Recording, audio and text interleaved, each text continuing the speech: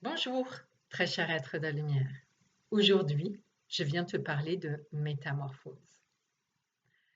La métamorphose, c'est une énergie qui permet à une forme de se transformer en une autre forme. Une transformation minime ou beaucoup plus importante. Et ça peut te sembler bizarre que je te parle de forme alors que tu es un être humain. Eh bien, en fait, moi, dans ma conception, tu es un être humain, mais en fait, tu es plusieurs formes.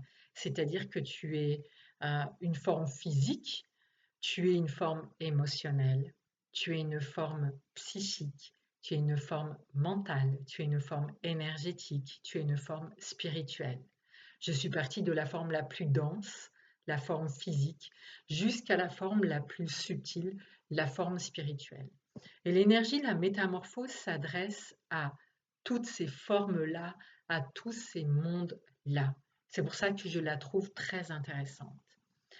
D'autant qu'à l'heure actuelle, nous sommes au mois d'août 2025, eh bien, l'énergie, pardon, pas l'énergie, la planète Terre pour moi est vraiment baignée d'énergie, de métamorphose qui cherche, qui pousse chaque être humain.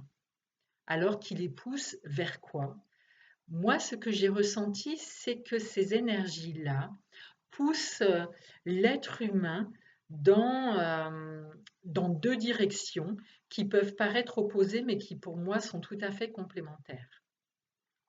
La première direction, c'est la direction de l'individuation, c'est-à-dire l'énergie de métamorphose cherche à ce que chaque être humain prenne conscience de son individualité, c'est-à-dire de son unicité, de sa souveraineté, du fait qu'il est un élément unique, spécial, original, et qu'en tant que tel, euh, il est doté de multiples richesses, des richesses qui sont des lumières et des richesses qui sont aussi des ombres. Et puis, la deuxième direction qui est très présente, c'est la direction de l'unité. En tant qu'être humain, tu fais partie d'un grand tout. Et ce grand tout a de l'influence sur toi, tout comme toi, tu as de l'influence sur le grand tout. Et donc, en tant qu'être individué, tu fais partie d'un grand tout. Tu es à la fois euh, reine ou roi de ton royaume et tu as aussi de l'influence sur le royaume général de l'unité. Tout comme tu as de tout comme ce royaume général de l'unité a de l'influence sur toi. Et ce qui me paraît aussi intéressant dans l'énergie de la métamorphose, c'est de noter que cette énergie, c'est une énergie. Et qu'est-ce que c'est une énergie? C'est pas quelque chose qui est linéaire. Au contraire, c'est vraiment quelque chose qui a eu un rythme et une intensité qui lui est propre. Et à vrai dire, l'énergie de la métamorphose va être spécifique pour chaque personne, parce qu'en fait, chaque personne est unique, originale, spéciale. Donc même si tous les êtres humains ressentent ces énergies de métamorphose à l'heure actuelle euh, sur la planète Terre, eh bien, pas tout le monde ne va s'en emparer de la même façon. D'ailleurs, il y a des personnes qui vont pas du tout s'en emparer. Mais avant de s'en emparer ou de ne pas se saisir de ces énergies de transformation, il y a quelque chose qui est important et qui concerne vraiment la dynamique du monde de l'énergie. C'est que lorsqu'une énergie vient taper à ta porte, il y a un premier réflexe à avoir, c'est celui d'accuser réception de l'énergie qui tape à ta porte. C'est-à-dire que tu vas ouvrir la porte. Et quand tu ouvres la porte, tu vas constater qui est là. Et tu vas renifler, écouter, voir, comprendre, pardon, et ressentir. Tu vas ressentir que c'est une énergie de métamorphose et tu vas dire: Oh, bonjour, énergie de métamorphose. Et voilà, tu as accusé réception de l'énergie de la métamorphose. Et le fait d'accuser réception, ça a deux vocations. La première vocation, c'est que du coup, l'énergie arrête de frapper à ta porte et voilà, tu dois peut-être avoir une idée de comment ça fait quelqu'un qui frappe à ta porte et qui ne cesse pas de frapper. Et puis la deuxième vertu, c'est que du coup, tu as pris conscience que l'énergie te demande quelque chose. L'accusé-réception n'est pas de dire oui ou de dire non à cette énergie de transformation. Non, l'accusé-réception, c'est d'avoir ouvert la porte et d'avoir reconnu que c'était cette énergie-là de transformation. Et ensuite, lorsque tu as pris conscience qu'il y a une énergie ou plusieurs énergies de métamorphose qui sont là, eh bien, qui sont là pour toi, peut-être qu'à ce moment-là, il y a un certain nombre de réflexes qui se mettent en place pour toi. Ça peut être des peurs qui se manifestent, des envies qui se manifestent. Ça peut être aussi des croyances plutôt limitantes. Ça peut être des réflexes qui proviennent du passé. Ça peut être des réminiscences de ton transgénérationnel. Ça peut être des reliquats de ton karma. Bref, il peut y avoir encore tellement d'autres choses. Et donc, dans ce moment-là, euh, en août 2025, peut-être que ce n'est pas exactement le moment de s'emparer de tous ces dossiers en termes de croyances, de peurs, de transgénérationnel, de karmique, etc., etc. C'est pour ça que ce que je te propose de faire à ce moment-là, c'est te mettre directement en contact avec l'énergie de la transformation, de la métamorphose. Et comment faire ça? Eh bien, chaque personne va le faire à sa façon, bien entendu, mais surtout, moi, je te conseille de le faire avec le sens qui est le plus simple pour toi. Si tu es visuel, eh bien, offre-toi une visualisation de communication avec l'énergie de la métamorphose. Si tu es plutôt auditive, eh bien, installe-toi confortablement, enfin installe-toi de la façon qui est la plus adéquate pour toi et offre-toi une communication avec cette énergie de métamorphose. Si tu es plutôt kinesthésique, eh bien, mets en mouvement ton corps de la façon que tu sais que là, tu vas avoir des réponses. Et évidemment, pour avoir des réponses, il faut poser des questions. Personnellement, je suis plutôt cognitive, c'est-à-dire que ma façon de faire à moi, c'est que je vais poser des questions. La dynamique la plus efficace, c'est de poser des questions à voix haute ou de les écrire, voire les deux. Si la question est seulement dans ma tête, le résultat n'est pas tout à fait le même, du moins à mon goût. Et donc, et ça, en fait, ça vaut pour tous les sens, hein, pas seulement pour le côté cognitif. Et donc, une fois que j'ai posé à voix haute ma ou mes questions, et là en l'occurrence, ça serait énergie de transformation, de métamorphose, j'ai vu que tu frappais à ma porte, j'ai la sensation que tu attends quelque chose de moi, est-ce que tu veux m'en dire plus? Je suis dispo, je t'écoute. Et une fois que j'ai dit ça à voix haute, que je l'ai écrit, et bien après, je vais vaquer à mes occupations en étant le plus proche possible de la présence dans l'instant.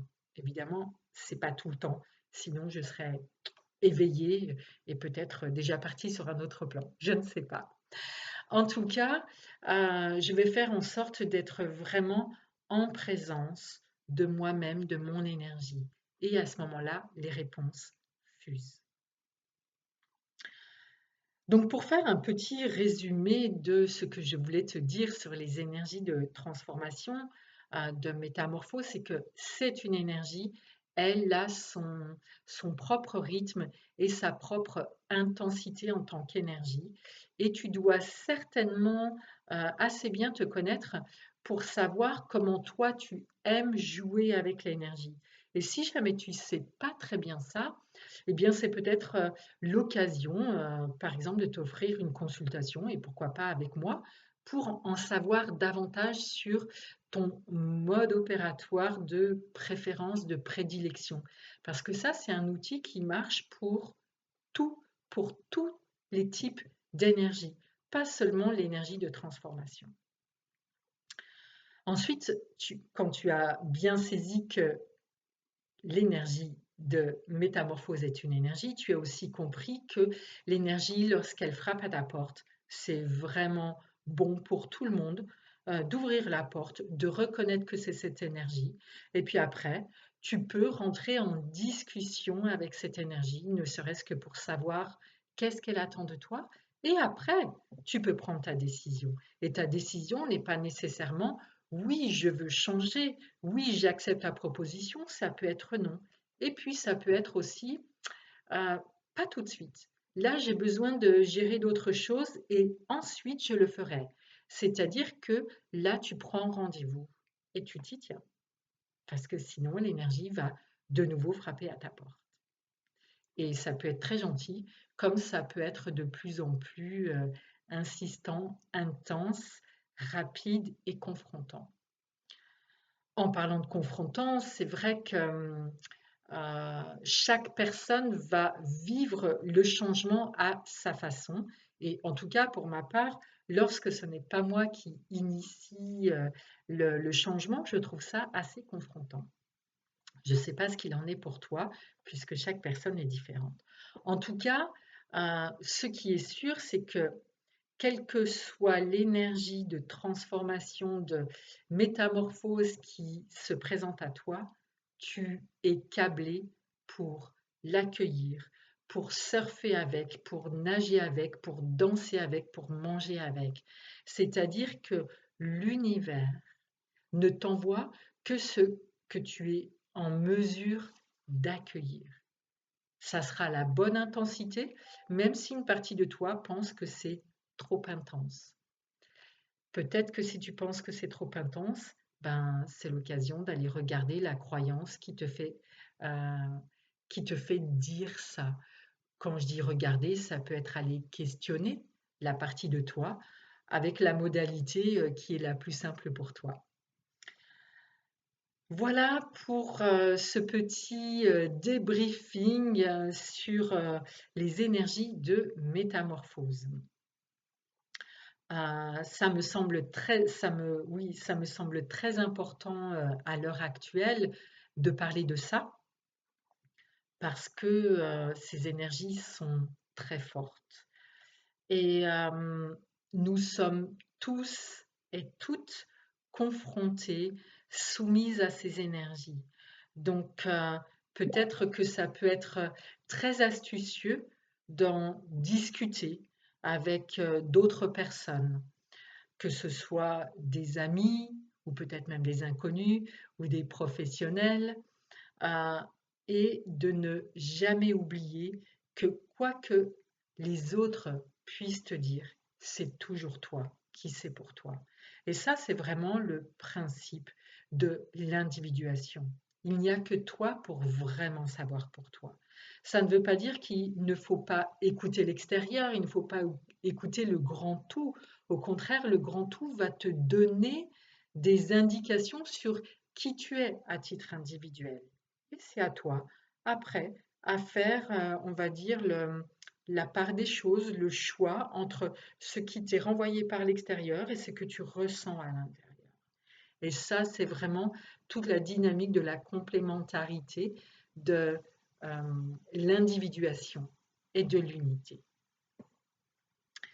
Et puis, petit clin d'œil à cette énergie de métamorphose, peut-être as-tu remarqué que j'ai procédé à une métamorphose matérielle, on va dire 2.0. J'ai changé mon logo. Alors quand j'ai dit j'ai changé, bien sûr, et je me suis fait aider. Je me suis fait aider dans l'énergie puisque j'ai ressenti cette énergie qui frappait à ma porte. Je l'ai accueillie et j'ai dit, allez, J'ai envie d'y aller, j'y vais, je suis d'accord, en ne sachant pas du tout comment ça allait se manifester. Et ça s'est manifesté euh, sous les traits d'une personne qui s'appelle Célia. Les références seront en bas de la vidéo. Euh, et Célia est une personne qui s'occupe spécifiquement de l'identité visuelle et donc j'ai fait appel à une amie, voilà, tout simplement. Et avec cette amie, nous avons cheminé, avec Célia, j'ai cheminé pour mettre en place ce nouveau logo. Et bah, c'est avec grand plaisir que j'écouterai ou je lirai tes commentaires sur mon logo, sachant que un logo reste un logo. Voilà, tout simplement. Euh, Que te dire d'autre pour au sujet de l'énergie de la métamorphose? C'est que cette énergie-là, elle peut être inconfortable, elle peut être désagréable. En tout cas, elle veut t'amener à rayonner l'être divin que tu es dans la matière. Donc, pour reprendre tout à l'heure l'échelle que je faisais entre la forme la plus dense, qui est le corps physique, et la forme la plus subtile, qui est le corps spirituel, eh bien, c'est de mettre ces deux corps en partenariat, ce qui est déjà le cas, mais de le faire de façon beaucoup plus consciente pour que tu manifestes dans la matière qui tu es dans la non-matière. Quels que soient tes ressentis, tes pensées, tes croyances à ce sujet, tu es aimé. Goodbye.